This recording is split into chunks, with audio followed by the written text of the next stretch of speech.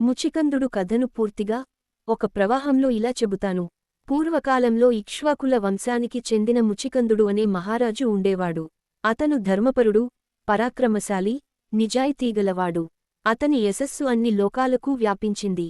ఒకసారి దేవతలు అసురులతో యుద్ధం చేస్తూ బలహీనంగా మారారు. అప్పుడు వారు భూమిపై ఉన్న శూరవీరులను ఆశ్రయించారు.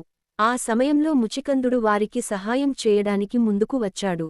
అతను ఎంతోకాలం పాటు దేవతల తరఫున యుద్ధం చేసి అసురులను ఓడించడంలో కీలక పాత్ర పోషించాడు. యుద్ధం చాలా కాలం కొనసాగింది.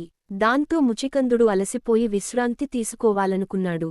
దేవతలు అతని సేవకు సంతోషించి ఒక వరం కోరమని చెప్పారు. అప్పుడు ముచికందుడు, నేను చాలా కాలం నిద్రపోవాలనుకుంటున్నాను. నా నిద్రను ఎవరైనా భంగం చేస్తే నా చూపుతోనే వారు భస్మమవ్వాలి అని కోరాడు. దేవతలు అంగీకరించి ఆ వరం ఇచ్చారు. తర్వాత ముచికందుడు ఒక గుహలోకి వెళ్లి దీర్ఘనిద్రలోకి ప్రవేశించాడు.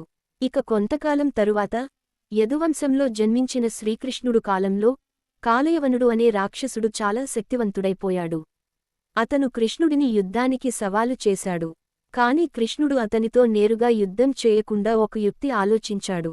కాలయవనుడిని తన వెంట పరుగెత్తేలా చేసి ముచికందుడు నిద్రిస్తున్న గుహలోకి తీసుకెళ్లాడు. ఆ గుహలో చీకటిలో పడుకున్న ముచికందుడిని చూసిన కాలయవనుడు అతడే కృష్ణుడని భావించాడు. కోపంతో అతడిని తన్నాడు. అప్పుడు ముచికందుడు మేల్కొని కళ్లను తెరిచి కాలయవనుడిని చూశాడు. వెంటనే దేవతలు ఇచ్చిన వరప్రభావంతో కాలయవనుడు క్షణాల్లోనే భస్మమైపోయాడు.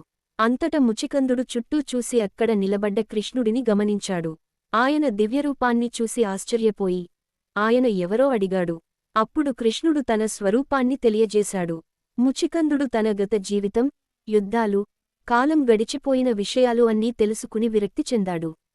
అతను భక్తితో కృష్ణుడిని ప్రార్థించి మోక్షమార్గం గురించి అడిగాడు. కృష్ణుడు అతనికి ధర్మం, భక్తి, వైరాగ్యం గురించి ఉపదేశం చేశాడు. భగవంతునిపై ధ్యానం చేస్తూ తపస్సు చేయమని చెప్పాడు. ఆ ఉపదేశాన్ని గౌరవంగా స్వీకరించిన ముచికందుడు రాజ్యభోగాలను వదిలి హిమాలయాలకు వెళ్లి తపస్సు ప్రారంభించాడు. చివరికి భగవద్భక్తితో జీవించి మోక్షాన్ని పొందాడు.